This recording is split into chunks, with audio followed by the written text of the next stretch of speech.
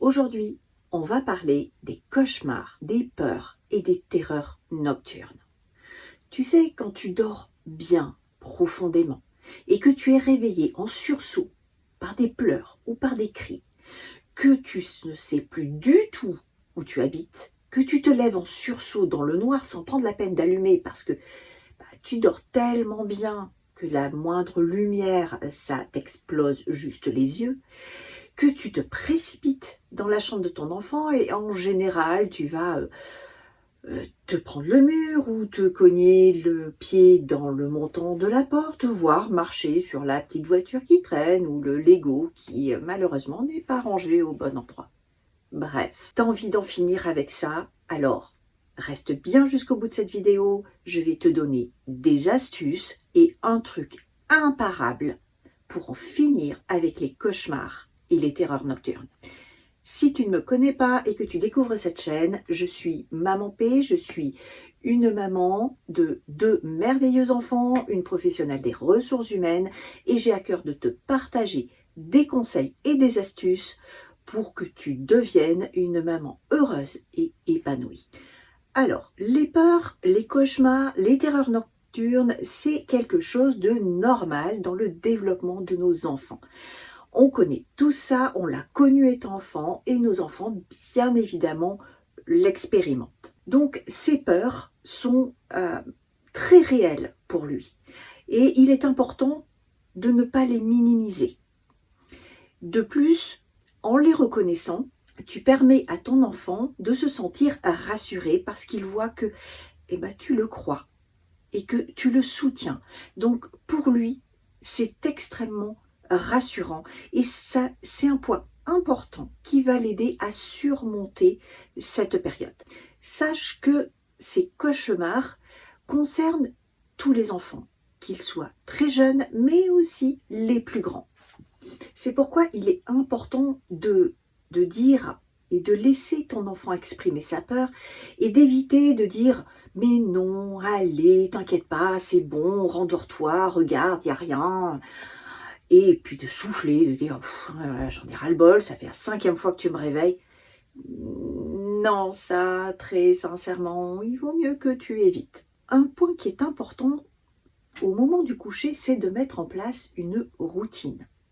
Ça permet de donner des bases et des repères à ton enfant pour qu'il puisse s'endormir de manière apaisée. Fais attention et remarque que lorsqu'il y a eu une journée un petit peu intense ou même conflictuelle, c'est-à-dire que ton enfant a fait pas mal de bêtises et que tu l'as réprimandé, qu'il y a eu des conflits, tu verras que ces nuits-là, c'est là où il va faire le plus de cauchemars. Et c'est normal puisque son subconscient va se débarrasser de tous ces événements difficiles et voire traumatiques pour lui. Donc, pour le coucher, prends le temps de lui raconter une histoire, de lui chanter une chanson courte mais qui le calme, de le masser également par exemple. Moi, pour mes enfants, je mettais aussi des gouttes d'huile essentielle de lavande sur son oreiller, sur son drap. Cette huile essentielle apaise et calme et permet un endormissement apaisant. C'est quelque chose qu'on utilise énormément dans le sud de la France. Mais lui également, une veilleuse pour les plus petits s'ils en ont besoin. Ou alors une lampe, mais une lampe que tu peux allumer facilement. Par exemple, tu peux trouver chez Ikea des lampes qui s'allument simplement en les touchant. C'est très pratique pour les enfants. Ainsi, ils n'ont pas à tâtonner et à chercher l'interrupteur. Lorsque tu arrives en plein milieu d'une crise, d'un gros cauchemar, ton enfant est en mode panique, apprends-lui à respirer profondément, à prendre vraiment de très grandes inspirations, retenir sa respiration en comptant jusqu'à 3, 4 et à expirer profondément. C'est ce que l'on appelle la respiration consciente et ça permet de se calmer, de reprendre ses esprits. Il se peut aussi que ton enfant te parle, tu échanges avec lui, mais que le lendemain matin, il ne se rappelle de rien. Et ça, c'est normal. Donc, surtout, ne pas t'inquiéter par rapport à ça. Ça peut être impressionnant, La première fois que ça m'est arrivé pour mon fils, j'étais un petit peu en panique et je ne savais pas trop d'où ça venait.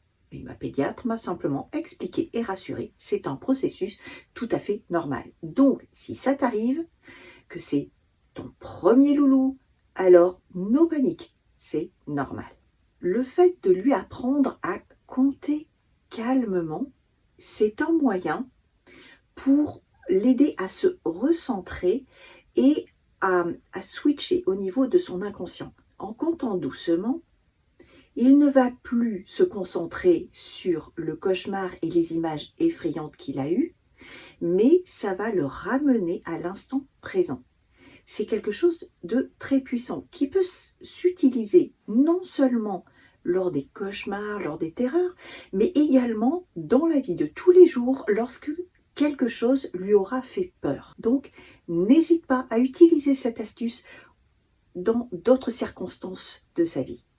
Ensuite, aide-le à parler, à exprimer, à te raconter ce cauchemar, ces images qui lui ont fait peur, même à les dessiner. Ça va lui permettre d'extérioriser ce qu'il a vu, ce qu'il a ressenti, et surtout, ça va lui permettre de reprendre le contrôle. Les terreurs nocturnes, elles sont sans danger pour les enfants, mais je reconnais que c'est quand même impressionnant parfois. Mon fils, par exemple, ça lui arrivait de faire des grosses crises d'angoisse couplées à du somnambulisme. Donc il se levait, il allumait, il nous parlait, mais le lendemain, il ne se rappelait de rien. Donc c'est vrai que c'est très impressionnant, mais c'est normal. En général, les terreurs nocturnes, c'est en début de nuit. Et les cauchemars, c'est en milieu de nuit. Tu peux pas te tromper, c'est eux qui te réveillent de manière parfois fulgurante. Maintenant, je vais te partager une astuce, mais vraiment extraordinaire, qui m'a permis de régler le problème des cauchemars pour mes 2 enfants.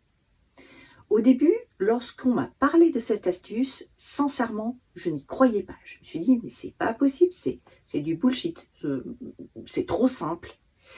Et puis, au bout de la 5e nuit, à être réveillée, j'ai craqué. J'ai dit, je n'ai rien à perdre, je vais tester parce que là, je n'en peux plus. Quand vous êtes réveillé à 4 heures du matin et qu'à 6h30, il faut se lever pour aller au travail, ben, la nuit, elle est fusillée. Donc, j'ai testé. Alors, cette astuce, en fait, eh bien, c'est construire avec ton enfant un attrape-rêve. Donc, tu vas dans une boutique de loisirs créatifs. Tu achètes un cercle en métal, du ruban. Tu peux utiliser les cordes que l'on utilise en cuisine pour embobiner les rôtis, des perles, des jolis rubans et des plumes. Alors, pour les plumes, moi, personnellement, j'ai déplumé le plumeau que j'ai pour la poussière. C'était largement suffisant. Et avec mon fils, ensemble, on a construit l'attrape-rêve. Alors, il y a de très beaux attrape-rêves dans le commerce, c'est vrai.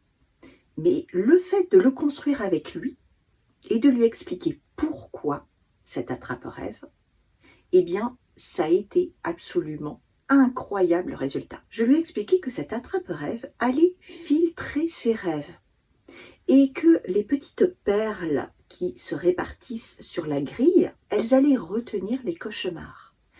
Et les plumes ainsi que les rubans n'allaient laisser couler que les doux rêves et les tout petits cauchemars. Mais les très gros cauchemars seraient prisonniers de la grille, de cet attrape-rêve. Donc on l'a construit ensemble, tout en lui expliquant la magie spécifique de cet objet, et on l'a suspendu au-dessus de son lit. Et je vous certifie que les cauchemars, ça a été terminé. Alors parfois, il y en avait encore, c'est vrai. Mais il me disait, maman, j'ai fait un mauvais rêve cette nuit, mais ça va. Il était petit et j'ai pu le gérer. Donc vraiment, je te recommande d'essayer cette astuce toute simple. Elle est vraiment magique. Un dernier petit truc. J'expliquais à mes enfants qu'il avait la capacité de prendre la maîtrise de son rêve. Je lui ai dit, rappelle-toi, quand tu rêves, ce n'est pas réel.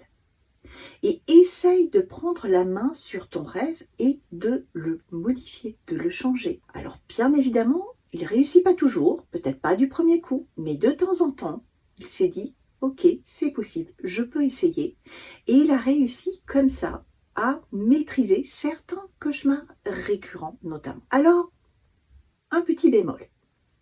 Si ton enfant fait des cauchemars, malgré toutes ces astuces, de manière récurrente et très régulière, et que du coup, il a un manque de sommeil important, n'hésite pas à consulter un professionnel parce que le manque de sommeil, l'angoisse, le cauchemar récurrent peut être le signe de quelque chose de beaucoup plus sérieux. Voilà, j'espère que ces petites astuces vont t'aider à faire face aux cauchemars et aux peurs de ton enfant. Mets-moi en commentaire si tu as toi-même d'autres astuces, si tu as mis en place des rituels qui fonctionnent afin de les partager à tout le monde.